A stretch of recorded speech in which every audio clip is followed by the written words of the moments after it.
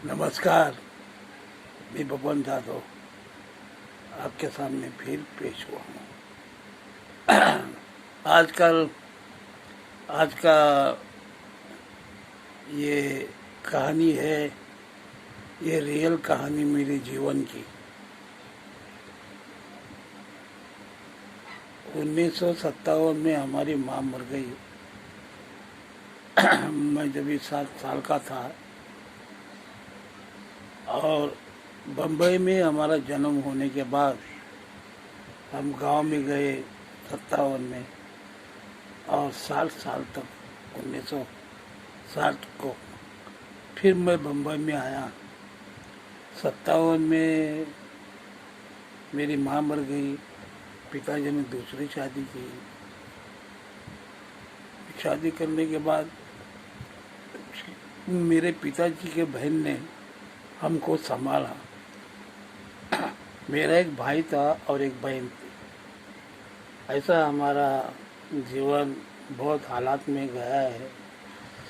और ऐसा समय था कि हमें खाना भी नसीब में नहीं था।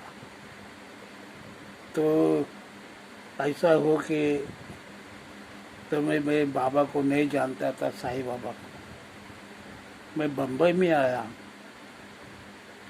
एक आदमी का मैं सेवा किया है, हमारे बाजू में रहता था। उसको बाल बच्चा नहीं था, तो हमको ही अपना लड़का समझता था वो आदमी। तो 17 साल में उसने मेरा शादी रचाया और अपने पैसे से उसने मेरा शादी बना के दिया। मेरा उम्र भी 17 साल का था और मेरी औरत का उम्र भी 17 साल का था।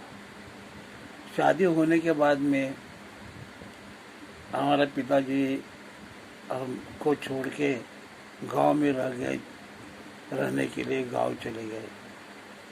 उनको वहाँ से एक लड़का, 3 लड़की हो गई और हम बम्बई में, हमारा शादी हो गया तो हमको रहने के लिए घर भी नहीं है। ऐसा समय आया कि हमें कपड़ा भी नसीब में नहीं होता था। एक ही पैंट और एक ही शर्ट पहनता था और औरत का भी वैसी हालत थी।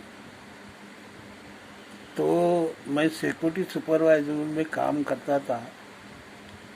तो करते करते वो कॉन्ट्रैक्ट डिवीजन में था, तो इधर जरा बदले होने का, उधर हमारा बदले होने का। और ऐसा ही जगह पे एक बीएसएस कंपनी में हमारा सुपरवाइज़र में वो वॉचमैन का सुपरवाइज़र था, हेड गार्ड उसको बोलते हैं। तो उस कंपनी में मैं गया। उसके बाद में बड़े बड़े साहब लोग को, उनको अच्छा काम करने के बाद में मुझे को पूछते थे, भाई कैसे हो, कैसे हो, अच्छा हो, कैसा है, क्या है। तो ऐसा मुसीबत में वो हमको ज़रूर मदद करते थे। तो ऐसा एक साहब ने ऐसा मेरी हालत देख के कंपनी में मेरे नाम का एप्लीकेशन डाला। और ऐसी परिस्थिति थी कि नसीब में इधर भी खाना नहीं मिल रहा था। एक ही पैंट और एक ही शर्ट से रहते थे।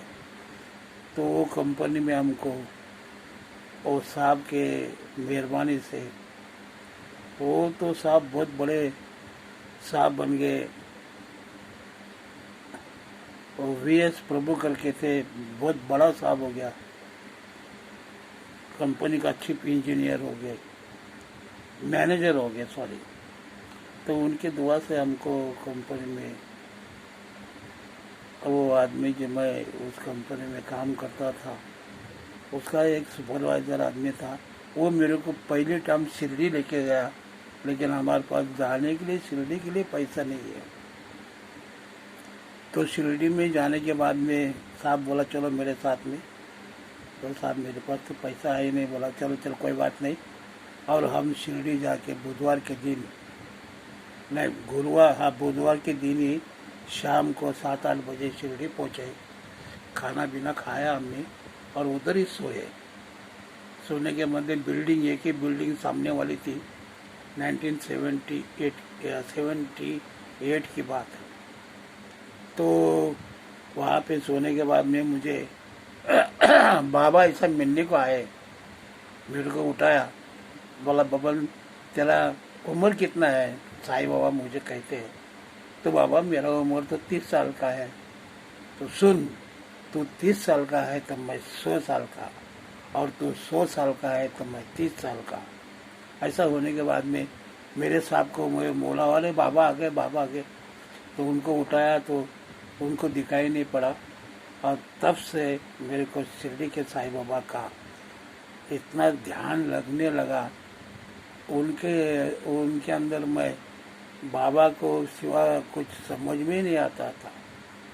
और फिर बाद में दर्शन होने के बाद में मंदिर में दर्शन लेने के लिए गया, तभी मंदिर में ऐसा ही छोड़ते थे आदमी लोग को, लाइन की जरूरत नहीं थी। तो मंदिर में जाने के बाद में मेरे आँख के अंदर से आंसू निकलने लगे।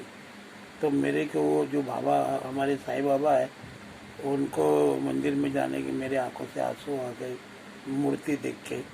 तो मेरे को वो साहब ने पूछा क्यों रो रहा है तुम, आँख में आंसू आया है? तो मैंने सुना था कि शिरडी में जब वो बाबा जीवित थे, उस टाइम पर समाज नहीं थी, तो कितना आदमी ने तकलीफ दिया बाबा को।